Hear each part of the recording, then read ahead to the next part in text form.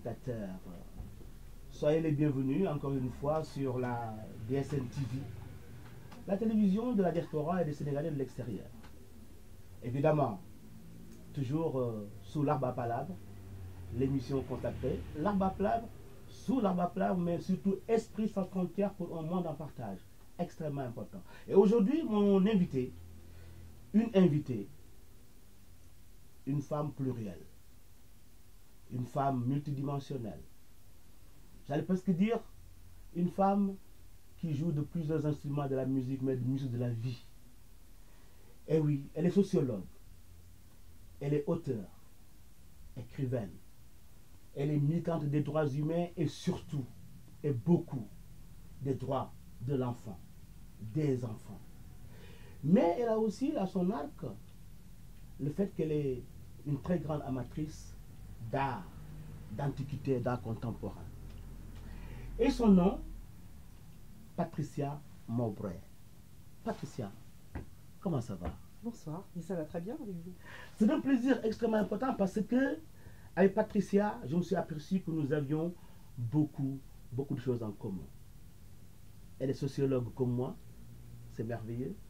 Elle a animé des émissions, notamment à la radio. Et figurez-vous bien, une émission qui s'appelle même jusqu'à l'Arbre à Palabre. Absolument. L'Arbre à Palabre, Radio Tomate, dans les années 80, à l'époque où c'était très sportif d'être à la radio, parce que c'était pas tout à fait autorisé. Donc on passait de toit en toit avec nos antennes, etc. Alors, bon, je ne vais pas jouer les antiquités, justement, mais ceci dit, voilà, c'était les débuts de ce qu'on appelait les radios libres, c'était toute une aventure. Et donc, pendant quelques années, Radio Tomate, puis ensuite Radio Nova, l'Arbre à Palabre, et aussi le Monde des Arts, qui était une association qui permettait aux associations d'accéder aux médias. C'était tout nouveau maintenant. Qu'est-ce que je vous disais à propos de la radio? Parce que moi-même, j'ai été au début de la radio Tropic FM, à ses débuts avec les Valminos, avec les Ejezip Legitimis, avec les Bernard Doza, et avec ma grande amie Joby Valentema, avec qui j'ai animé Zombie Levé pendant des années. Donc Radio Tropic FM, à l'époque c'était ce qu'on appelle les radios associatives, c'était avec donc les radios libres comme on les appelait. Et vous voyez que nos chemins, eh bien, effectivement, se sont sûrement croisés. Absolument. Et c'est merveilleux. Alors donc, vous voyez mon invité aujourd'hui, elle est riche. Alors Patricia, dans tout cela, j'ai vu, et ce qui est très très important, en dehors que vous avez écrit un livre extrêmement important qui s'appelle A comme adoption, si je comprends bien. Et pourquoi vous vous êtes focalisé sur l'adoption? C'est une bonne question, parce que ça me concernait directement. A comme adoption, parce que je suis adoptée. Comme j'ai coutume de le dire, je suis une vieille adoptée. C'est-à-dire que ça m'est arrivé il y a longtemps. C'est beau ça. J'adore l'expression, je suis une vieille adoptée. Ça m'est arrivé il y a longtemps, à une époque où ici, il n'y avait pratiquement pas d'adoption internationale. Ce qu'on appelle maintenant l'adoption internationale. Donc j'étais un peu précurseur. Et moi je suis née en Angleterre, adoptée par des parents, un couple européen, anglo-français. Donc j'ai débroussaillé, un peu comme les premiers, j'ai un peu débroussaillé le sujet.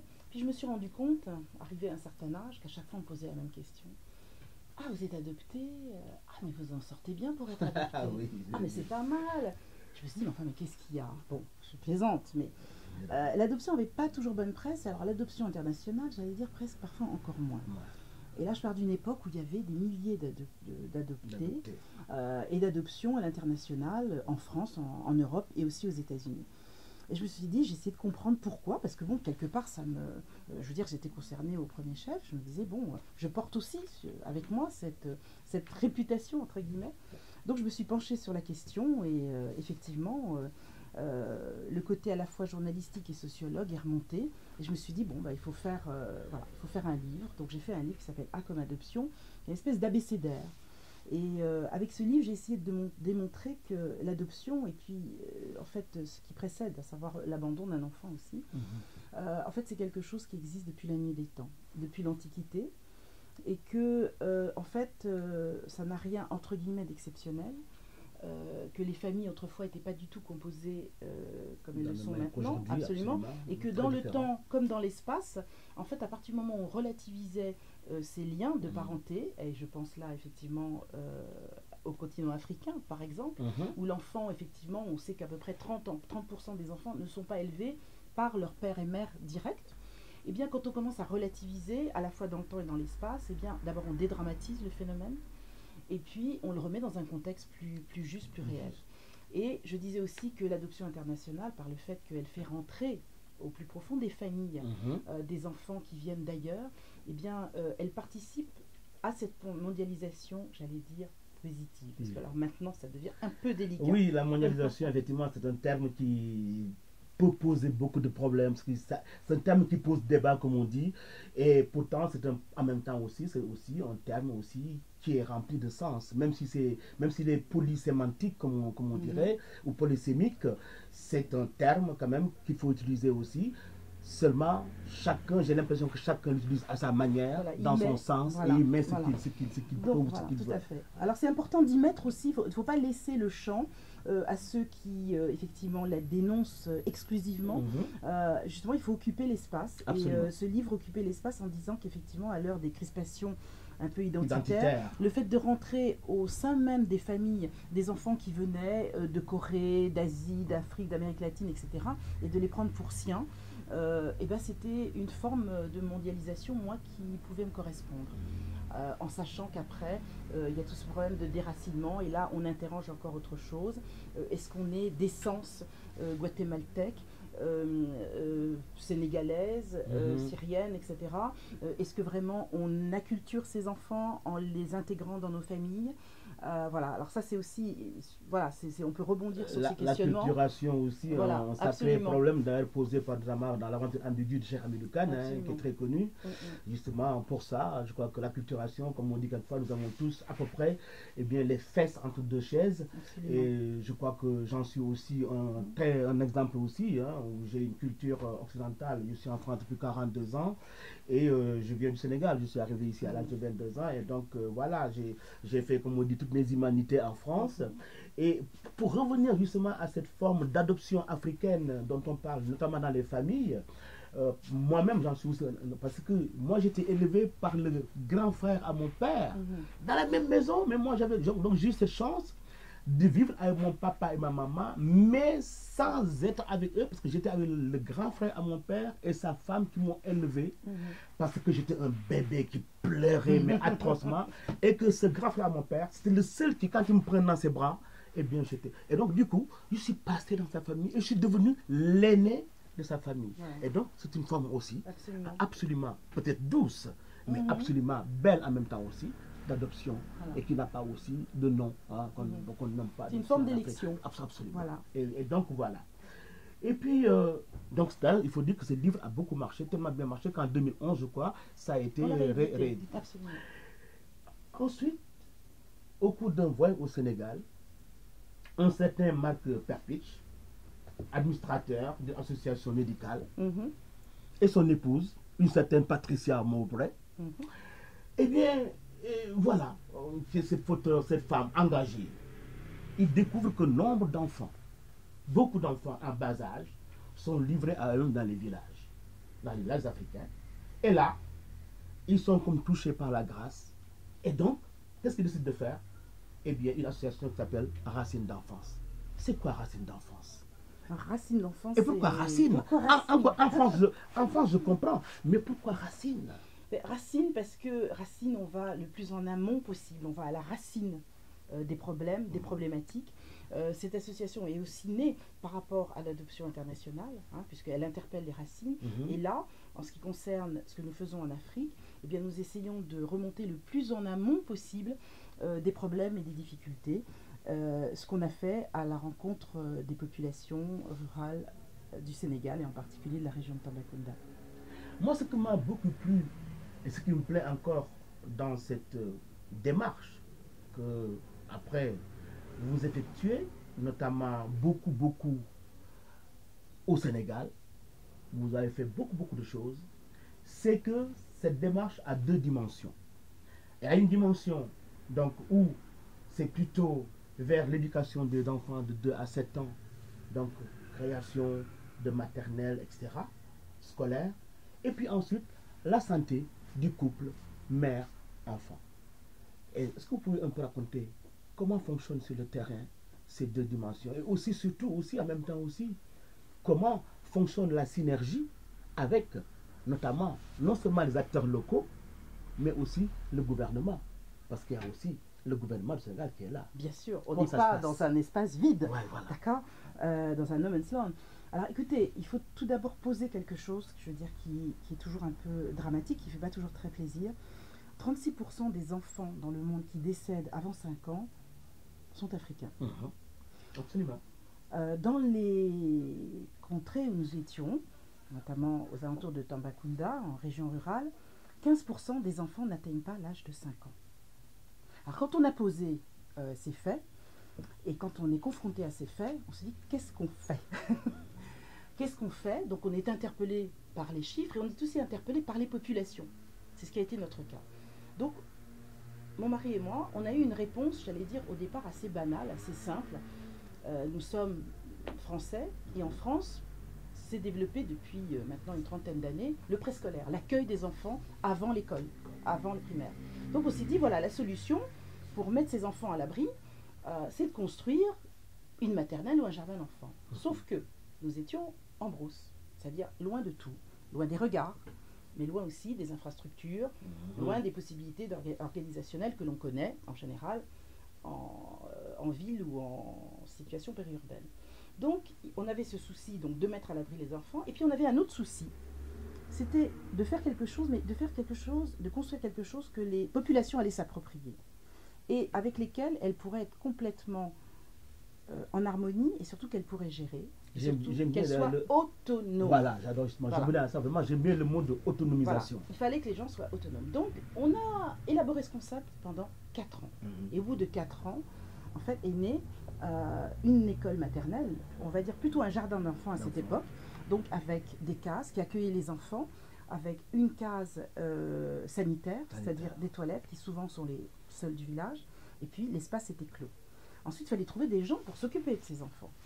Donc, on a pris dans le village des jeunes femmes, des monitrices, avec l'accord du village. Donc, il y a un comité de gestion qui se constitue pendant la construction.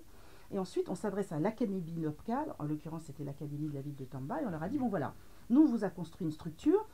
Maintenant, on a trouvé les personnes qui veulent éventuellement aller s'occuper des enfants, mais il faut les former. Donc, l'académie de Tambacounda a formé ces jeunes femmes. On a payé la formation et elles sont revenues dans le village et elles ont pris les enfants en charge. Vous allez me dire, elles les ont pris comme ça? Non. On a décidé que la structure devait être autonome et que pour ça, il fallait demander une contribution aux parents. Alors là, problème. Pas problème. Comment on fait? Donc on s'est encore adressé au comité de gestion et c'est le comité de gestion qui a évalué les possibilités du village et qui nous a dit, alors je vais prendre, c'est toujours amusant, on prend toujours cette évaluation, bon, un sac d'oignons. C'est que l'oignon, vital. Donc un sac d'oignons, un demi-sac d'oignons, ils ont dit, le fait d'envoyer un enfant à l'école maternelle, ça vaut bien un demi-sac d'oignons par mois et par enfant. Ils ont décidé et ils ont appliqué. Donc les parents donnent l'équivalent, on va dire, d'un demi-euro. Alors bon, ici ça paraît par enfant, par mois. Compte tenu de réalité, voilà. C'est extrêmement important. Le comité de gestion gère cette somme. Donc il faut savoir qu'on a entre 90, 80 enfants à 150 enfants. Et qu'il gère cette somme et qu'ensuite, il rétribue les monitrices. Ça, c'était jusqu'en 2009. Voilà. Et donc, la structure est totalement autonome. Très vite, dès qu'on a inauguré en 2004 cette structure, en fait, les villages voisins sont arrivés, ils nous ont dit, et nous, éventuellement, on pourrait avoir... Hein. Alors là, nous, on avait fait, comme on dit en anglais, one shot. On s'est dit, mais bon, on avait déjà eu du mal à récolter l'argent, etc. On dit, bon, ben, allez, on va s'y remettre, on va en faire un deuxième. Donc on en a refait un deuxième, on a sollicité des amis, on a sollicité, et puis on a refait le même principe, on l'a reproduit dans le village de Kohar. Et puis de fil en aiguille, les autres villages nous ont demandé, etc. Et là, on a commencé à s'institutionnaliser, à faire un petit groupe, on est maintenant une centaine, une dizaine qui allons sur le terrain. Et puis, on a reproduit en améliorant à chaque fois, puisqu'on est toujours très proche des populations, on fait 2 missions par an, on a le retour de ce qui se passe. Il faut bien préciser que depuis 14 ans, la première structure, elle est toujours là, elle fonctionne. Et donc, petit à petit, on s'est installé dans le paysage, j'allais dire sénégalais, de la campagne sénégalaise. Et puis tout d'un coup, bah, qu'est-ce qui s'est passé? L'État s'est dit, mais là, il est en train de se passer quelque chose qui est pas mal en brousse. Et puis l'État avait déjà quand même, il y avait quand même une caisse de résonance avec la case des tout-petits.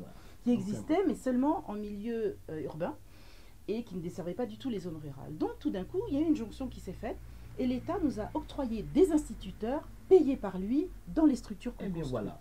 Comme quoi, quand on travaille. Et là, voilà, la synergie, la dynamique, c'est fait. Et maintenant, ces instituteurs sont dans les structures, donc ça allège la charge aussi du comité de gestion, et l'argent qui est récolté peut servir davantage à l'alimentation, à l'organisation, à la gestion, on va dire, de choses annexes. Donc ça, c'est pour nous, ça a été une reconnaissance de l'État, avec lequel maintenant on travaille vraiment de concert, et ça a permis maintenant de construire 8 écoles. Oui, je disais justement, j'ai vu que vous avez fait 8 écoles, après avec près de 800 enfants. C'est ça. Mais c'est quelque chose comme de faramineux, quoi. Je veux dire, c'est extraordinaire. Et puis quand on voit en même temps que cette structure, cette association, elle est financée uniquement exclusivement par des dons privés. Dons privés. C'est quand même... Mais ça veut dire que ça rassure. Ça rassure d'abord au Sénégal. Parce qu'au Sénégal, on voit que quand on donne l'étincelle, les gens soufflent sur les braises tout seuls. D'accord? Ils s'organisent. Ils ont cette capacité qu'on mettait en doute tellement souvent. Ils ont la capacité à partir du moment où on donne les outils, ils les utilisent. Et ça rassure aussi sur ici. Parce qu'en grande partie, 99% de notre financement vient de France. On a une fondation américaine. Et à partir du moment où les gens comprennent ce que l'on fait, en fait, il y a une générosité. On a des dons, je le dis, de 50 € à 20 000 €. On a beaucoup de dons de 50 €. Quelques dons de 100, quelques dons de 20 000. Ces dons-là émanent de fondations. Mais c'est pour vous dire que ici aussi, les gens sont concernés et quand ils ont une vision claire de ce qui est fait, ça marche. La vision. Voilà encore le mot, exactement. Je crois qu'il y a le projet, il y a la vision. Quand on sait très bien que quand il n'y a pas une vision claire, rien ne peut se faire, ni de beau, ni de pérenne, ni de concret. Et justement, j'en arrive à ce qui est concret dont vous parliez et ce qui est pérenne. Parce que je me rends compte qu'en fait, non seulement cette création, cette synergie, toutes ces actions viennent des besoins et des demandes des populations, ce qui est formidable dans nos pays. C'est très souvent, on vient amener des choses qui viennent de l'extérieur pour essayer, d'eux. Et en plus, je vois qu'il y a quand même 4 dimensions qui constituent le credo du travail que vous faites. Il y a ce que vous appelez la pérennité, il y a l'autonomie dont vous avez parlé tout à l'heure, il y a la participation et la neutralité. Comment s'effectuent justement ces 4 dimensions dans le travail que vous faites? Alors, j'ai déjà détaillé pratiquement les 2 premières. On va passer sur les 2 dernières et surtout, effectivement, sur la neutralité. Alors, la neutralité... c'est quoi d'abord? La neutralité, c'est quoi? C'est-à-dire que, en ce qui nous concerne, de notre côté, nous sommes une association qui n'est ni professionnelle ni confessionnelle. Elle est composée d'une centaine de personnes, comme je l'ai dit, d'horizons très divers, et ce qui en fait sa richesse. Absolument. D'autre part, quand nous sommes au Sénégal, donc on construit ces structures, et dans ces structures, on demande la neutralité de ces structures. C'est-à-dire qu'il n'y a pas d'enseignement religieux, quel qu'il soit, dans ces structures. Et, aussi très important, la parité entre les garçons et les filles. Ce que je dois dire, et il faut le dire, on n'a aucun problème de ce côté-là, c'est-à-dire que cette parité est respectée, elle est même presque elle est d'office. Donc ça, c'est quand même important. Je ne me souviens plus de l'avant-dernier. Oui, non, la neutralité, on parle de neutralité, la participation, donc vous en avez parlé déjà. La participation, ça c'est vital, et c'est vraiment une dynamique qui nous a permis aussi de nous bonifier, de progresser. On voyait les choses qui pouvaient être améliorées, donc ça c'est très important. Et il y a toujours, tous les ans, chaque école nous fait un compte rendu, nous envoie un compte de résultats, et on sait comment ça s'est passé. Alors, il peut y avoir parfois des petits problèmes. Il y a eu des problèmes, par exemple, dans certains villages, quand les récoltes étaient moins bonnes. Dans ce cas-là, les mutuelles prennent le relais. Il y a une organisation qui se fait, et ça, c'est formidable. Et comme on dit, je veux dire, ce qui est vraiment, vraiment vital pour nous, c'est d'avoir répondu à un besoin et que les gens se soient appropriés ce qu'on est proposé. L'autonomisation. Absolument. La prévention et les soins médicaux. C'est-à-dire cette notion de relation couple, ce couple enfant-mère, c'est quelque chose quand même qui est absolument... en même temps merveilleux aussi, mais c'est pas tellement évident, justement en milieu rural. Parce que moi, je connais très bien, je suis de Kessambakan, mes grands-parents sont de Kessambakan, je suis de la Brousse aussi, un petit peu par ma mère. Et je vois ce qu'on peut faire dans la Brousse, en milieu rural, mais ce n'est jamais évident. Et comment vous avez pu justement articuler et le volet scolaire éducationnel et le volet sanitaire et puis préventif, quoi. Déjà, à partir du moment où on était devant un succès, donc la population était en confiance. En confiance, absolument. Voilà. Donc on avait évidemment ce rapport avec les femmes, très, très tendu. Je dis souvent, les femmes arrivent enfin sur la photo. C'est-à-dire que tout au début, on fait des archives, tout au début, c'est très masculin. C'est-à-dire qu'on a le chef de village, l'imam, le curé, les représentants des différents comités, etc. Alors on prend des photos, et puis petit à petit, au cours des années, eh bien, ça se féminise. Hein, je suis un peu comme ici d'ailleurs, ça se féminise l'enseignement aussi. Hein. Ça se féminise. Et donc les femmes arrivent. Et donc avec ces femmes, on parle. Déjà, on a résolu pas mal de leurs problèmes. On a mis leurs enfants en sécurité. On les, entre guillemets, on participe à leur éducation. Donc on leur parle facilement. Et alors, qu'est-ce qui se passe? Racine d'enfance. Qu'est-ce qu'il y a avant la maternelle? Il y a la naissance. Donc la naissance, automatiquement, elle nous a touchés.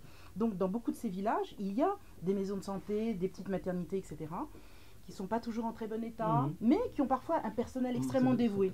Dans ce cas-là, on est là, on essaye de dégager un budget supplémentaire et on a rénové 2 maternités et dans une des maternités, il y a à peu près 400 accouchements par an et dans l'autre, il y en a 900.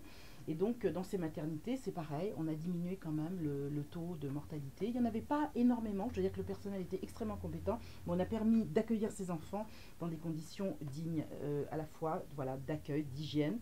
Et ça fait partie, on remonte encore un peu plus en amont. Voilà. Et donc, c'est une dynamique qui allait de soi. Et puis, de l'autre côté, on a proposé aussi à tous ces enfants qui sont donc installés, qui sont là, une visite médicale. Voilà, justement, j'allais en arriver là.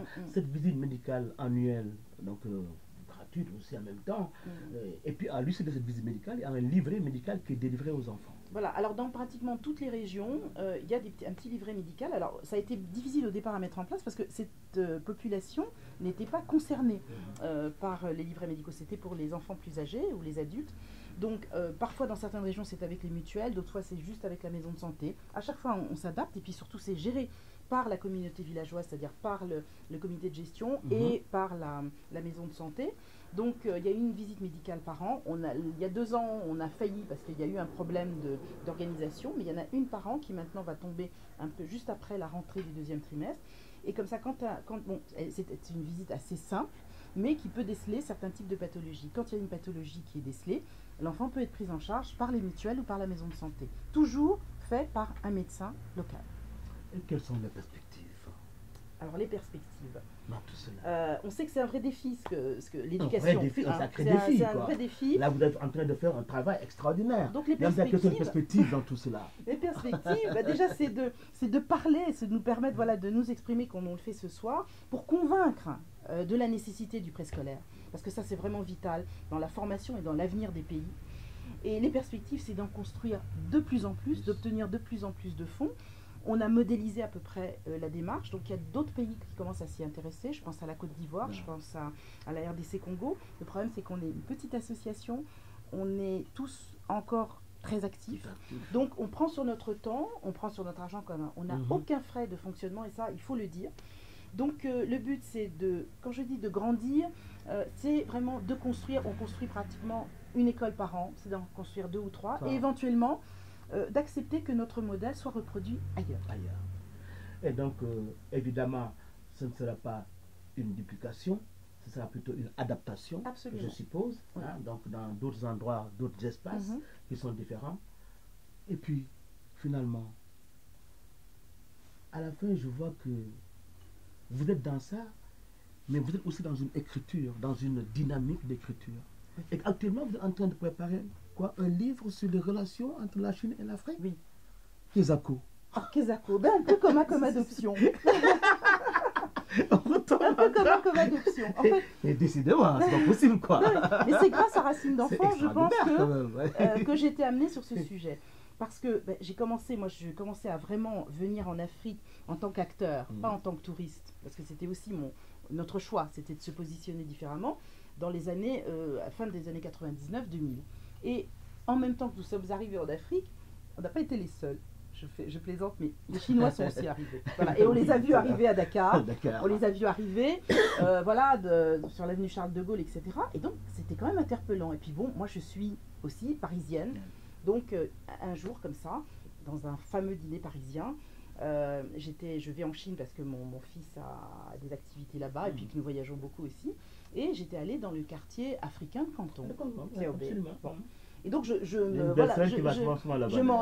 m'en ouvre pendant ce dîner. Et j'ai quelqu'un qui me dit, comment se fait-ce des Africains en Chine? Je dis oui. Il me dit, mais je comprends pas, il y a assez de main-d'œuvre en Chine.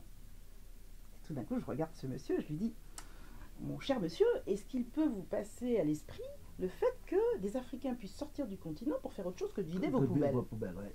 Alors là, c'est un peu empourpré, il a senti que, bon, il a mis fait une aiguille, ça. Il me dit, mais je suis désolé, mais alors je comprends. Alors je lui ai posé la question, pourquoi y a-t-il des Africains en Chine? Au lieu de partir d'un présupposé, d'un préjugé. Et là, je me suis dit, bon, déjà ça m'interpellait, je me suis dit, là j'ai un sujet. Et le sujet, c'est, il y a déjà eu beaucoup de livres qui ont parlé des Chinois en Afrique, et ça sera une partie du livre. Mais ce qui m'a intéressé aussi, c'était les Africains en Chine, qui ont des parcours très divers, qui font vraiment aussi un parcours extraordinaire. On a parlé souvent du rêve américain. Alors évidemment, il faut proportionner, mais il y a un rêve chinois aussi. Voilà. Et donc c'est cette nouvelle alchimie qui est en train de se faire, un peu, même pas un peu, en parallèle, un peu isolée de ce qui se passe ici. Et puis il y a aussi cette histoire que l'on méconnaît. Alors bon, je ne vais pas revenir sur les paroles de notre ancien président sur l'homme africain et l'histoire, mais on a aussi une histoire, l'Afrique a une histoire avec la Chine, avec l'Asie, que l'on méconnaît, et je pense qu'il est temps aussi de faire connaissance. Donc c'est un peu comme le A comme adoption, j'essaie de montrer un autre visage, une autre façon de voir les choses, en essayant de parvenir. A comme adoption, A comme alchimie, c'est sur ces termes-là que nous allons nous quitter, Patricia. Merci. Ce furent des moments absolument magiques, merveilleux, et surtout, des moments de pur, vraiment, échange, et surtout plein, alors on avait plein de choses apprises, et surtout aussi, on voit que derrière ce que vous faites, il y a un avenir qui est merveilleux, florissant. Alors donc, je vous souhaite un très bon vent, et merci beaucoup encore d'être venu. Merci à vous de m'avoir permis d'exprimer tout ça et de communiquer avec notre projet. Merci beaucoup, Patricia. Merci. Merci.